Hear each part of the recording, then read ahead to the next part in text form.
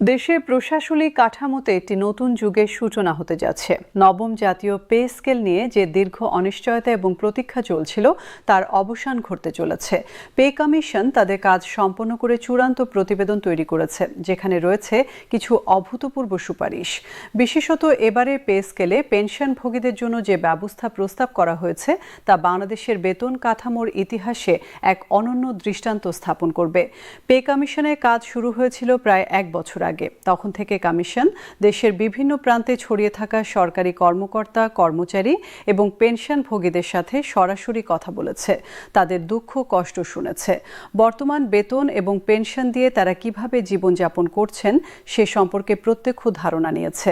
একজন চতুর্থ শ্রেণীর কর্মচারী যিনি ৩০ বছর চাকরি করে অবসরে গেছেন এবং এখন মাত্র ১২,০০০ টাকা পেনশন পাচ্ছেন, তার জীবন সংগ্রামের গল্প শুনেছে। বর্তমান বাজারে যেখানে ১ কেজি চালের দাম ৫০ থেকে ৬০ টাকা, ১ কেজি মাছের দাম ৩০০ থেকে ৫০০ টাকা, সেখানে ১২,০০০ টাকা দিয়ে একটি পরিবার চালানো কতটা কঠিন তা সহজেই অনুমেয়। এই বাস্তবতা থেকে পে কমিশন একটি গুরুত্বপূর্ণ সিদ্ধান্তে পৌঁছেছে। তা হলো শুধুমাত্র সবার জন্য একই হারে বেতন বা পেনশন বৃদ্ধি করলে সামাজিক বৈষম্য দূর হবে না, বরং যাদের আয় কম তাদের আনুপাতিকভাবে বেশি বৃদ্ধি দিতে হবে। এই নীতির ভিত্তিতে পে কমিশন পেনশনভোগীদের ৩টি আয় শ্রেণীতে ভাগ করেছে এবং প্রতিটি শ্রেণীর জন্য ভিন্ন হারে পেনশন বৃদ্ধির প্রস্তাব করেছে। এটি একটি প্রগতিশীল এবং বিজ্ঞানসম্মত পদ্ধতি যা উন্নত বিশ্বে ব্যাপকভাবে ব্যবহৃত হয়। নিম্ন আয়ের পেনশনভোগীদের জন্য কমিশনের প্রস্তাব সত্যিকার অর্থেই জীবন বদলে দেওয়ার মতো। যাদের মাসিক পেনশন ২০,০০০ টাকার কম, তাদের পেনশন দ্বিগুণ করার সুপারিশ করা হয়েছে। ১০০% বৃদ্ধি মানে একজন পেনশনভোগী যিনি ৮,০০০ টাকা পেতেন তিনি এখন ১৬,০০০ টাকা পাবেন। যিনি ১২,০০০ টাকা পেতেন তিনি পাবেন ২৪,০০০ টাকা।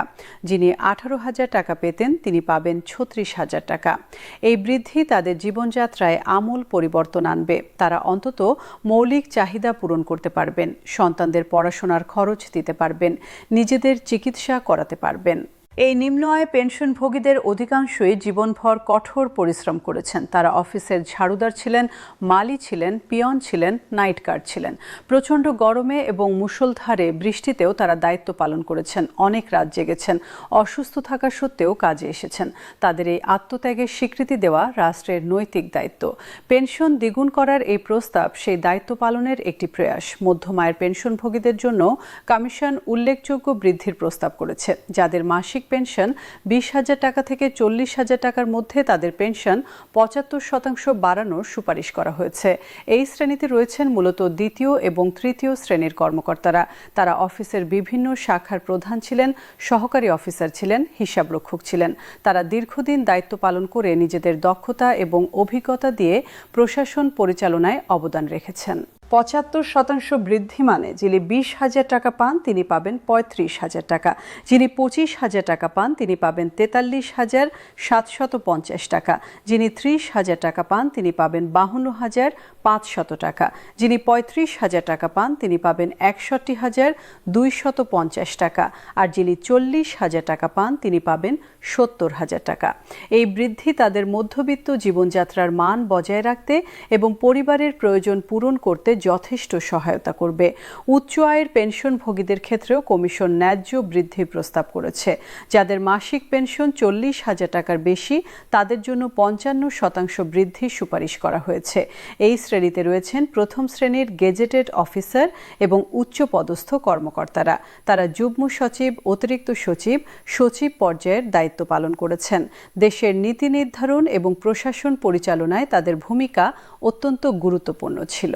৫৫% বৃদ্ধি মানে যিনি ৫০,০০০ টাকা পান তিনি পাবেন ৭৭,৫০০ টাকা। যিনি ৬০,০০০ টাকা পান তিনি পাবেন ৯৩,০০০ টাকা।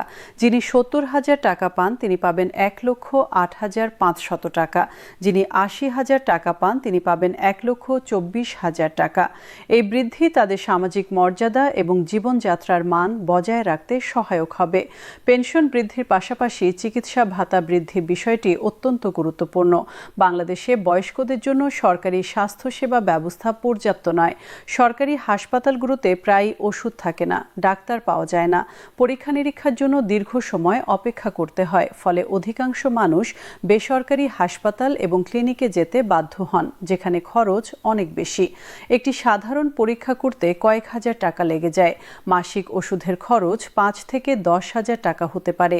গুরুতর অসুখ হলে খরচ আরও বেড়ে যায়। এই বাস্তবতা বিবেচনা করে পে কমিশন বয়সভিত্তিক চিকিৎসা ভাতার প্রস্তাব করেছে। যাদের বয়স 75 বছর বা তার বেশি, তাদের জন্য মাসিক 10,000 টাকা চিকিৎসা ভাতা নির্ধারণ করা হয়েছে। এই বয়সে শরীর অনেক দুর্বল হয়ে যায়, হাড় ক্ষয় হয়, দৃষ্টিশক্তি কমে যায়, শ্রবণ শক্তি হ্রাস পায়, হৃদযন্ত্র দুর্বল হয়, কিডনির কার্যক্ষমতা কমে, ডায়াবেটিস এবং উচ্চ রক্তচাপ প্রায় সবারই থাকে।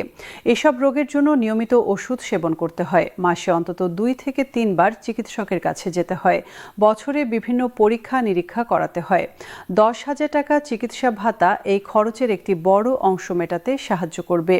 অন্যদিকে যাদের বয়স 55 বছরের কম বা যারা পারিবারিক পেনশন পান, তাদের জন্য 5,000 টাকা চিকিৎসা ভাতার প্রস্তাব করা হয়েছে। পারিবারিক পেনশন সাধারণত পান সেই সব স্ত্রী বা সন্তান যাদের পরিবারের কর্তা অর্থাৎ পেনশনভোগী মারা গেছেন। তাদের জন্য চিকিৎসা খরচ একটি বড় চাপ। 5,000 টাকা চিকিৎসা ভাতা তাদের মৌলিক স্বাস্থ্যসেবা পেতে সহায়তা করবে।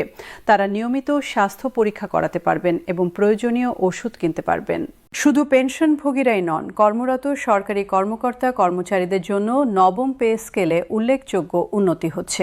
সর্বনিম্ন বেতন বৃদ্ধির বিষয়টি সবচেয়ে গুরুত্বপূর্ণ। বর্তমানে একজন চতুর্থ শ্রেণীর কর্মচারী চাকরি শুরু করেন 8,500 টাকা মূল বেতনে। এর সাথে বাড়ি ভাড়া এবং অন্যান্য ভাতা মিলিয়ে তার মোট বেতন হয় প্রায় 15 থেকে 16,000 টাকা। এই বেতন দিয়ে ঢাকা বা অন্য কোনো শহরে থেকে সংসার চালানো প্রায় অসম্ভব। এটি ছোট একক কক্ষের ভাড়াই 5 থেকে 7,000 টাকা, খাবার খরচ 10,000 টাকা, যাতায়াত খরচ 2,000 টাকা। এভাবে হিসাব করলে দেখা যায় মাস শেষে কিছুই অবশিষ্ট থাকে না।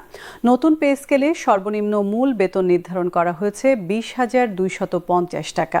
এর সাথে বাড়ি ভাড়া ভাতা যুক্ত হবে প্রায় 9 থেকে 10,000 টাকা, চিকিৎসা ভাতা 5,000 টাকা, অন্যান্য ভাতা মিলিয়ে মোট বেতন দাঁড়াবে প্রায় 35 থেকে 40,000 টাকা। এই বেতন দিয়ে একজন কর্মচারী তার পরিবারের মৌলিক চাহিদা পূরণ করতে পারবেন এবং কিছুটা সঞ্চয়ও করতে পারবেন। এটি তাদের জীবনযাত্রার মানে উল্লেখযোগ্য পরিবর্তন আনবে।